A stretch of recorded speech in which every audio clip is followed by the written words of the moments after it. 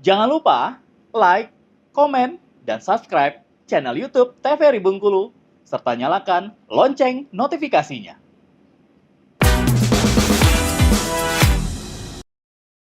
Balik lagi di Opini Obrolan Pas di sini, pemirsa masih bersama dengan Mbak Mia. Gimana Mbak Mia? Apakah mulai bosan di sana? Oh belum, kayaknya belum selesai.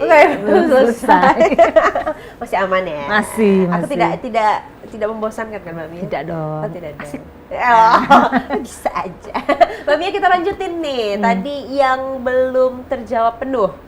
Pertanyaannya tentang apa yang membuat Mbak Mia tuh ngerasa kayak asik di dunia radio. Pertama tadi cepet dapat informasinya lebih update. Terus berikutnya apa? Berikutnya adalah selanjutnya yang pasti kita dengan kerja di media ya, kita jadi banyak teman. Oh iya.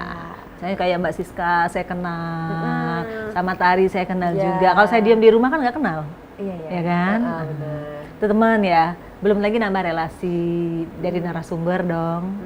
Narasumber kan banyak tuh, misalnya ada pejabat ataupun juga bukan hanya pejabat ya, narasumber yang lain, misalnya dari UMKM kah, dari rumah sakit kah, atau dari media-media lain kayak gitu kan. Nah itu kan udah nambah relasi kita juga. Iya, jadi kan teman, relasi dan lain sebagainya. Tadi balik lagi. Apa tuh? Yang tadi. Apa balik lagi? Pokoknya kita kalau bisa sekali kita keluar rumah itu kita nambah teman, nambah relasi dan nambah plus gitu. Jadi bermanfaat kalau kita keluar gitu. Tapi Mbak Mia pernah nggak sih ngerasa jenuh deh siaran, udahlah gitu loh, kayak ngerasa pengen istirahat dulu deh gitu? Alhamdulillah dari 2001 ya, sekarang 2025.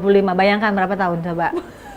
24 tahun. Alhamdulillah saya belum pernah off dari siaran. Nggak pernah bosan? Alhamdulillah. Jenuh bayangkan. Jenuh ada sekali ya. Jenuh sekali ada, tapi itu tadi misalnya kita cuti dong. Iya. Gitu. Holiday dulu. Gitu kan. Ada kejenuhan kita cuti. Besoknya kan, kangen lah, nggak siaran. Jadi kangen gitu. ya. Itu yang sesuatu yang kita kangenin biasanya. Oke. Itu kan artinya memang kita cinta banget sama pekerjaan kita cinta banget sama hobi kita. Dan nyatu. Gitu. Mbak Mia, apa nih suka dukanya selama siaran? Suka dukanya? Tapi ke duka dulu ya. Duka dulu ya. Dukanya itu tadi kayak siaran, misalnya siaran sahur. Iya. Nggak tahu aku. Hujan badai. Dulu sempat kita gempa dulu ya. Gempa besar itu tetap datang dong siaran. Tetap siaran ya?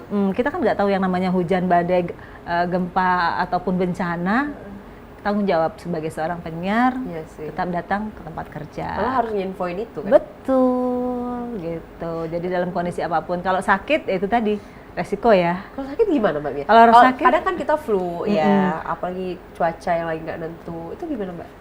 Kalau misalnya memang benar-benar udah parah banget, artinya kita minta tolong yang gantiin sama teman kayak gitu.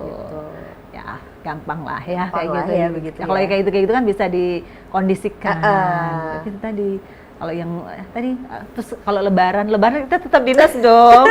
Puasa tetap dinas dong gitu. Jadi enggak. Lebaran keberapa udah siaran Mbak? Lebaran pertama udah dinas dong. Lebaran pertama iya. Itu jam-jam berapa waktu itu Mbak? Tetap kita buka siaran itu jam 5 subuh. Ya, siaran itu jam 5 subuh, tutup siaran jam 12 malam. Bayangkan, tetap dengan jam terbang. Iya. Jadi ya gitulah dukanya. Tapi media ya. Betul. Itu termasuk dukanya berarti. Kalau sukanya, ini banyak banget kayak sukanya. Sukanya tadi seperti yang sampaikan tadi. Teman, ya, relasi. Kemudian juga bisa mengepakkan sayap. Gimana tuh sebenarnya tuh Bu? Mengepakkan sayapnya ya kita nambah organisasi. Kan kalau sekarang kan di IPSA, kemudian di Japelidi juga, teman-teman Avindo, kemudian juga kumpulan wartawan kayak gitu. Jadi ya nggak jauh-jauh dari situ lah ya pokoknya. Tapi tetap dalam dunia public speaking, tetap dunia yang disukai, nggak jauh-jauh. Nggak jauh-jauh, tetap di sana. Nah, kalau awal-awal siaran sempat nggak sih Mbak ngerasain mungkin ada yang kurang percaya diri, insecure mungkin, Kalau itu kan sekarang salah satu yang menjadi permasalahan anak-anak sekarang ini, kayak nggak berani tampil, padahal mereka punya wawasan, cuma nggak berani untuk tampil, nggak berani untuk mengungkapkan itu karena satu dan lain hal. Salah satunya adalah insecure itu tadi. Pernah nggak tapi Mbak ngerasain itu? Insecure pernah. Biasanya sebabnya kenapa Mbak? Yang pasti mungkin kita nggak menguasai nggak paham dengan materi ya, nggak menguasai materi. Kemudian juga penampilan. Ya. Penampilan itu menunjang banget sih. Kalau kita udah percaya diri sama penampilan kita, insya Allah lancar juga. Iya, pokoknya aja sih itu ya. Tidak menguasai materi, kemudian juga penampilan juga tidak mendukung. Udah, kayaknya itu sih rata-rata. Ya.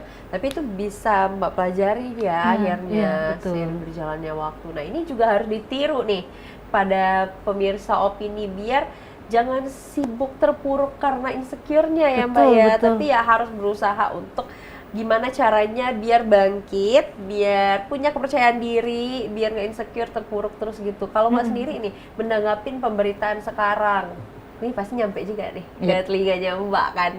Kalau lagi update berita biasanya kayak gitu-gitu dapat juga. Nah itu ngelihat anak-anak sekarang pada insecure, pada nggak percaya diri, nggak berani tampil. Itu menurut Mbak gimana? Komen Mbak deh. Sayang ya sebenarnya ya, sayang sih sebenarnya, apalagi di media-media sosial yang sekarang terus berkembang. Kalau seandainya sebagai anak muda yang nggak berani tampil, kemudian tidak memanfaatkan momen-momen tertentu, tidak memanfaatkan ilmu-ilmu yang ada, tidak memanfaatkan kemampuan-kemampuan kita khususnya ya, itu rugi banget.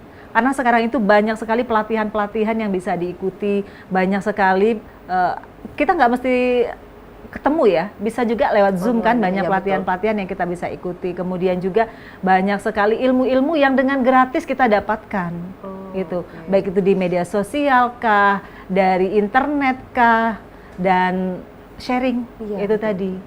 Sayang banget sebenarnya.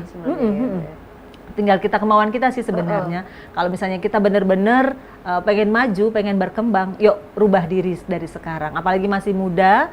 Kemudian kebetulan saya juga kan ngajar nih ya. Nah, jadi dosen praktisi. Jadi setiap saya ngajar itu saya bilang ke mahasiswa saya, teman-teman saya bilang, dari sekarang, dari semester sekarang, tambah pengetahuan, tambah keterampilan, tambah keilmuan. Jangan hanya belajar datang ke kampus pulang, ke kampus pulang gitu kan, rugi. Nanti pada saat kalian tamat, kesempatan itu nggak ada lagi. Kalian akan sibuk cari kerja, kalian sibuk akan ngurus rumah tangga tanpa ada tambahan ilmu yang kalian punya.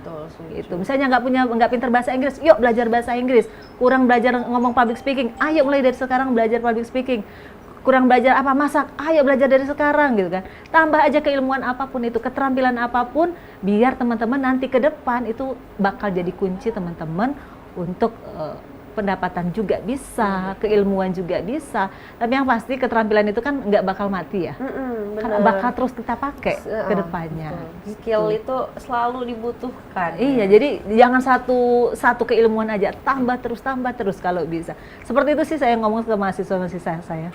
Oh gitu ya. Pasti mahasiswanya Mbak Mia ada nggak sih yang bertanya tentang itu juga, maksudnya tentang kepercayaan diri, gimana caranya untuk berani naik ke atas panggung Bu kali gitu. Kebetulan saya nggak ngajar public speaking ya waktu itu ya. Kebetulan ngajar tentang produksi siaran radio, tapi di sela-sela itu saya selipin. Iya, saya tanamkan di pikiran teman-teman. Jadi kalau misalnya udah terlalu tegang kelasnya, sudah saya mulai agak-agak ada gamenya gitu, ada permainan-permainan saya kasih kayak gitu kan, biar seru-seruan aja buat mereka. Siapa yang ini saya kasih hadiah gitu-gitu sih, tapi tetap saya kasih materi-materi seperti itu. Iya, gitu ya, karena kan kalau mahasiswa sekarang tuh kan mereka pengennya praktis-praktis aja kan ya. Iya, mereka malas mikir, ya udah saya masukin di situ. Gitu. Jadi dosen yang harus menyesuaikan ya. Iya, karena saya juga survei ya sama teman-teman mahasiswa yang lain. Teman-teman mahasiswa itu sukanya yang seperti apa gitu. Tapi kakak tingkatnya ya, dosen yang begini-begini. Oh, jadi sharing dulu. Senior-seniornya. Iya, survei dulu, nanya-nanya. Enaknya gimana dosennya yang gini-gini, yang asik, yang ngobrol bisa diajak gini ya. Oke, gitu kan. Nah, akhirnya saya masukin tuh keinginan mereka pada saat saya ngajar gitu. Oh gitu. Ini kalau ngajar nih, ngomong di depan kelas ini beda lagi kan, karena bebannya lebih berat lagi nih Mbak. Nah, itu gimana tuh Mbak? Kalau dulu kan Mbak yang melihat dosen praktis itu. Kalau sekarang Mbak, itu sekarang posisinya Mbak. Nah, itu gimana? Karena itu tadi ya, kita punya keilmuan tentang public speaking. Nah, jadi gampang sih. Jadi tinggal menyelaraskan aja materinya apa kita kuasai dulu tuh kan. Misalnya saya hari ini pengen ngajarin teman-teman tentang sandiwara radio gitu kan. Saya puterin dulu tuh sandiwara. Satu sandiwara kurang lebih materinya 5 sampai 10 menit gitu kan. 5 sampai 10 menit setelah itu oke teman-teman, dari materi ini tadi apa yang sudah bisa dipetik? Apa aja yang isi di dalam itu? Pemainnya, ini judulnya apa, temanya apa istilahnya pesan yang ingin disampaikan kayak gitu. Jadi saya undang dulu teman-teman gitu kan. Kalau saya udah menguasai materi ini baru kita jelasin tap gitu kan. Gitu. Jadi memang udah di dunianya udahlah. Iya, makanya ajak aja ya, gitu ya. makanya kalau kita udah di dunia kita kayak gitu, ya lancar aja lah insya Allah ya. Jadi kita materi udah paham, tinggal kita kembangkan, lancar. Mahasiswanya paham apa yang saya sampaikan? Paham, apa aja? Ulangi lagi, oke. Mereka udah paham. Mengalir saja. Mengalir aja. Asal itu tadi ilmunya tadi mau belajar, konsisten, terus diasah. Itu dia kuncinya. Jadi pemirsa Opini dengarkan itu ya kata-kata Bunda ini ya. Ya pokoknya nggak boleh insecure. Sekali lagi boleh dong disampaikan Mbak. Kalau tentang nggak boleh nih untuk insecure percaya ya, diri harus aja. percaya diri. Tapi yang pasti buat teman-teman pemirsa TVRI ya, buat teman-teman yang insecure, yang nggak pede untuk tampil, yuk sama-sama lebih banyak belajar lagi, kuasai materi, banyak tampil, kemudian cari panggung. Cari panggungnya nggak satu panggung ini aja. Jadi istilahnya kalau udah belajar yang ini, kita tampil lagi tempat lain lagi gitu kan ya. Jadi istilahnya kalau sudah berani tampil, insya Allah akan banyak ilmu-ilmu yang akan kita dapatkan. Gitu. Ini kalau belajar ke Mbak Mia boleh nggak? Boleh dong. Boleh dong. Langsung aja. Nomor yang di bawah ini. Alamat lagi nih ngedit di bawah ini. Mana nih? Mas Bas nanti yang masukin. Oke deh, Mbak Mia terima kasih banyak loh karena sudah meluangkan waktunya. Nggak kerasa ya? Iya kan? Iya Kayak 15 menit guys. Iya. Nggak berlebihan. 15 menit kali 4. Tapi terima kasih banyak Mbak Mia karena Sama-sama. sudah mau hadir bersama kami di sini menyampaikan informasi-informasi yang kami sangat butuhkan. Iya. Karena tentang banyak sekali ya pengalaman-pengalamannya yang artinya bisa menjadi guru juga untuk kami. Terima kasih banyak ya Mbak Mia. Sama-sama Tari, moga bermanfaat ya. Iya, amin semoga sehat selalu juga. Amin. Salam dengan teman-temannya juga di RRI. Terima kasih Tari. Untuk pemirsa, terima kasih banyak karena sudah menyaksikan opini pada hari ini. Jangan lupa terus saksikan opini hanya di TVRI Bengkulu. Aku Ternova Dini mewakili kerabat kerja yang bertugas pamit undur diri. Sekian dan terima kasih. Wassalamualaikum warahmatullahi wabarakatuh dan sampai jumpa.